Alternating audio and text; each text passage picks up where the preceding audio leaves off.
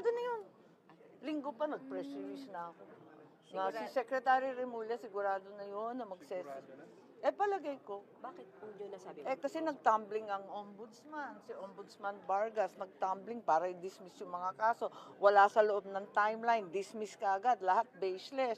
Pagkatapos mag-issue ng clearance, kahit walang pumirma, mag-isa siya, pinirma. Talagang kinakana ng todo-todo. Tapos dumating na sa JBC, ang JBC walang ginawa, kundi mag-postpone. Mismo si Justice Mendoza, ang sabi, talagang kahit dala-dalawa ang disbarment, may sworn opposition. Noong 2012, maalala niyo si Congresswoman De Lima, talagang tinanggal, outright disqualification dahil may disbarment case. Ngayon, baseless lahat yan. Walang timbang. Ano ba namang kalokohan baka to? mapakulong si VP at saka Talagang kayo, pinagpipilitan. Bakit po? Hindi ko alam. May utos siguro, may pakay. Ma'am, palabas lang Bakit yung pag list na nilabas po, Kasi, lang yun. Parang lang yung nilabas sa list.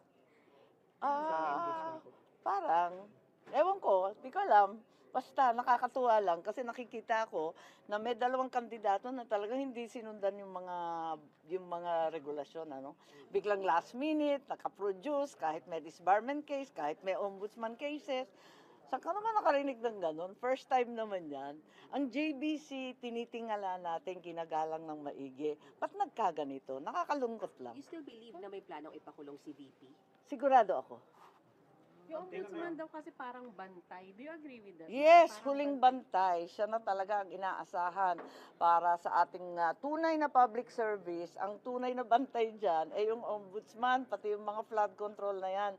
Iuuwi yan sa ombudsman. Bakit maglalagay ng kaduda-dudang personalidad na, klaro naman, politiko naman yan. Hindi naman yan na maaring maging, anong sinabi, recognized probity and independence. Sumunod naman tayo sa batas for a change. Planchado na. Kung hindi makakalusot yung impeachment, nako hay, ang plan B, diretso na tayo sa plan C. Planchado na ang lahat. Pasok si Secretary Boying Remulla. Oo, balita ko nga, yun ang linabas kahapon. Oo, nabigla lang kami kung bakit nagkaganon. Nabigla, di ba, surprising pa ba yun, ma'am, o in-expect nyo na? Ang totoo, in-expect ko na kasi patungo na ron yung sobrang bilis na pagdi-dismiss ng iba't ibang kaso sa ombudsman, yung last minute clearance ni Attorney Laugan, ganon din yung sudden inclusion ni Secretary Remulla. Talagang binabaliktad na yung sarili nilang mga patakaran, hindi na sinusunod yung batas,